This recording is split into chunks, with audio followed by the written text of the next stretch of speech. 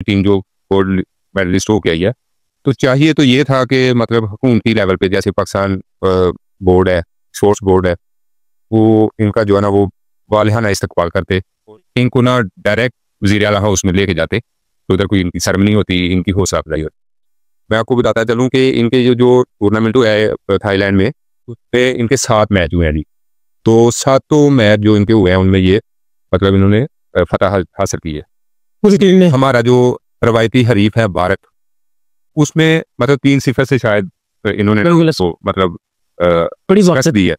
सही है। तो अगर यही काम इंडिया की टीम ने किया होता तो यकीन जानने की हो सकता है कि वो वजीर आजम लेवल तक उनको जो है ना वो मतलब नवाजा जाता, पलकों पे बिठाते हैं। बल्कि ये समझ लें कि वॉलीबॉल की हिस्ट्री में फर्स्ट टाइम ऐसा हुआ है कि ये बच्चे अंडर 16 गोल्ड मेडलिस्ट हो गए हुए। बिल्कुल पाकिस्तान में ये पहली दफा हुआ, वॉलीबॉल की तारीख में इससे पहले ऐसा नहीं हुआ बिल्कुल ऐसे ही। तो बदकिस्मती से हमारे इधर टैलेंट बहुत ज्यादा है पाकिस्तान में वॉलीबॉल का, खासकर हमारी जो ये मतलब पसमानदा जो तहसील है शकरगढ़, आपको पता है कि हम बिल्कुल यहाँ कैप्टन गुजरे हैं, मतलब मैं बहुत सारों को जानता हूँ। मैं आपको बता देता हूँ, नसीर साहब हैं, असदुल्ला टीपू साहब हैं, सही। तो उसके अलावा मतलब स्टार्स तो काफ़ी हैं, अकरम पीडा साहब हैं जो लेसर अकेडमी चला रहे हैं।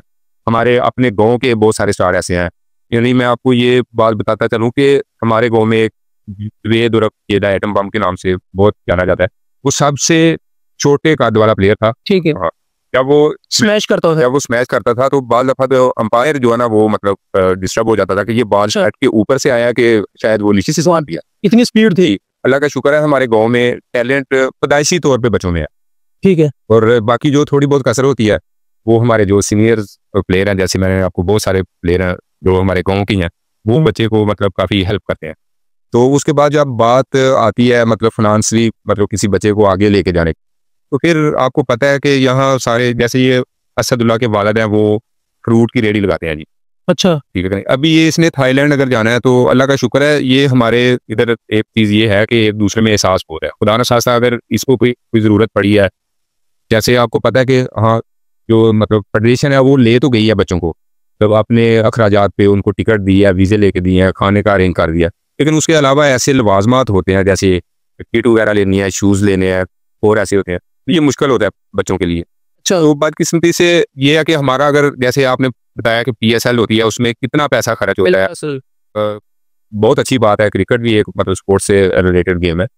वॉलीबॉल का जितना टैलेंट है ना, अगर खुदा न खास्ता जो क्रिकेट को मतलब बजट मिलता है ना, उससे मतलब समझ लें कि 25% भी वॉलीबॉल को फेडरेशन को मिल जाए तो ये वॉलीबॉल एक दिन ऐसा आएगा कि बहुत जल्द आएगा कि ये वर्ल्ड चैंपियन भी बन सकते हैं हमारे पाकिस्तान के।